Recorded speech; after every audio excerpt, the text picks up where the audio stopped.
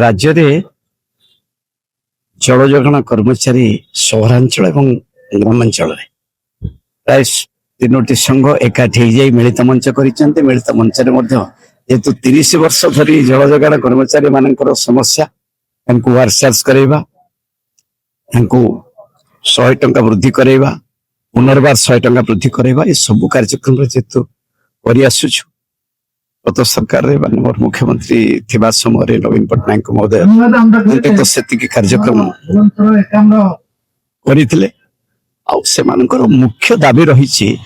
कोई भाव से स्थायी निजुक्ति पाइबे स्थायी निजुक्ति से आज विधानसभा सम्मुख धारणा देती माननीय विधायक भुवनेश्वर बाबू सिंह रखी जगन्नाथ प्रधान को रखी सांगरे एवं से आज धारणा उपस्थित निजे आसी उद्वेग रही कि भाव से दाबी पूरण हम तेणु आज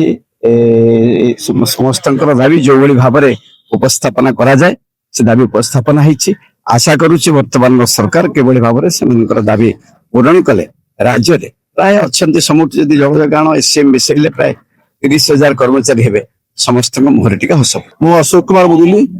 साधारण संपादक जनस्वास्थ्य कर्मचारी संघ ओडिशा और मिलित मंचर संयोजक अच्छे प्रतिश्रुत सरकार विगत सरकार ये सरकार मिलित सरकार बीजेडी मिलित सरकार 9 वर्ष पूर्व से प्रतिश्रुत आम सरकारी प्रावधान अच्छी 5 वर्ष किए अस्थायी रही नियमित करने कथा कि 5 वर्ष आज पर्यटन 30 वर्ष होगा कोई अस्थायी कर्मचारी स्थायी हो पारना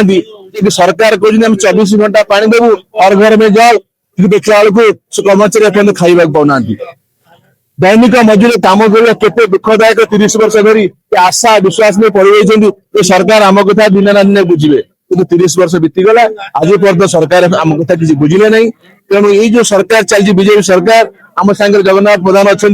बाबू सिंह एमाने ये सरकार भीतर अच्छा से आशा आश्वासन देते आम किंचित आशार संचार हो सरकार आम सहित अच्छी निश्चित आम कथा से शुणे एवं अस्थायी कर्मचारी स्थायी करेंगे और दीर्घदिन दाबी पूरण हम आईन मंत्री आम सहित अतिथि होते आईन मंत्री कही आम यथाशीघ्र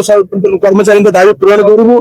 किसी ना खाली हाथ से घर दिए 20 लाख ना मिनिमम ग्राच्युटी राशि दे घर को विदा करूँ कहीं तो आम नवेम्बर करूँ से जो मीटिंग नवेम्बर आउ गोटे नवेम्बर होगा पुणी आनुआल फंक्शन पुणी आउ गोटे आसो कि एपर्यंत सरकार आम कथा शुणिले ना से कथा कथा रहीगला छात्र पानी गाड़ पड़ी कि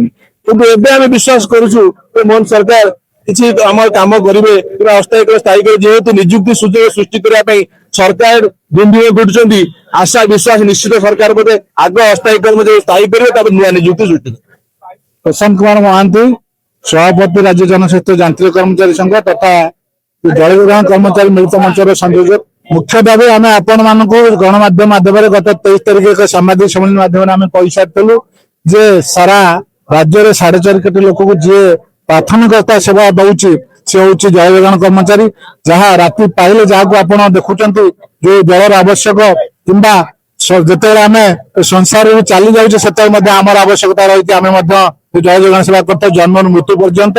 से आज अवहेलित से आज निष्पेषित 33 वर्षर दाबी आम आज 33 वर्ष पर्यंत दाबी कर अस्थायी स्थायी करने सरकार पाखे विशेष किसी खर्च ना सरकार आड़ू सरकार नुआ सरकार आसला सरकार आम घोषणा पत्र केमती कार्यकारी हम से आज आम राजरास्तार बसु खाली सूचेवाई मन पकईदेवाई जे वरिष्ठ नेतृत्व आम जगन्नाथ प्रधान ये से आम माननीय बाचस्पति माननीय मुख्यमंत्री उद्देश्य स्मारक पत्र प्रदान कर माननीय विभाग मंत्री को स्मारक पत्र प्रदान कर ये समस्या जेपर्यंत समाधान न हो मार्च 15 समाधान न आम मुख्यमंत्री बासभवन घेर कर वार्ता से रक्षा करेंगे प्रतिश्रुति से रक्षा करने पर्यंत आमर ये आंदोलन जारी रहा बाध्य मार्च 15 ना बाध्य आंदोलन घोषणा पत्र केमती कार्यकारी हम से आज आम राजरास्तार बसु खाली सूचेवाई मन पकईदेवाई जे वरिष्ठ नेतृत्व आम जगन्नाथ प्रधान ये से ଆମେ ମାନ୍ୟବର ବାଚସ୍ପତି ମାନ୍ୟବର ମୁଖ୍ୟମନ୍ତ୍ରୀଙ୍କ ଉଦ୍ଦେଶ୍ୟରେ ସ୍ମାରକପତ୍ର ପ୍ରଦାନ କରିବୁ, ମାନ୍ୟବର ବିଭାଗୀୟ ମନ୍ତ୍ରୀଙ୍କୁ ମଧ୍ୟ ସ୍ମାରକପତ୍ର ପ୍ରଦାନ କରିବୁ। ଏ ସମସ୍ୟା ଯେପର୍ଯ୍ୟନ୍ତ ସମାଧାନ ନ ହେଇଛି, ମାର୍ଚ୍ଚ 15 ସମାଧାନ ନହେଲେ ଆମେ ମୁଖ୍ୟମନ୍ତ୍ରୀଙ୍କ ବାସଭବନ ଘେରାଉ କରିବୁ। ତାଙ୍କ ବାର୍ତ୍ତା ସେ ରକ୍ଷା କରିବେ, ତାଙ୍କର ପ୍ରତିଶ୍ରୁତି ସେ ରକ୍ଷା କରିବା ପର୍ଯ୍ୟନ୍ତ ଆମର ଏ ଆନ୍ଦୋଳନ ଜାରି ରହିବ ଏବଂ ଆମେ ବାଧ୍ୟ ମାର୍ଚ୍ଚ 15 ନହେଲେ ଆମେ ବାଧ୍ୟ ଆନ୍ଦୋଳନକୁ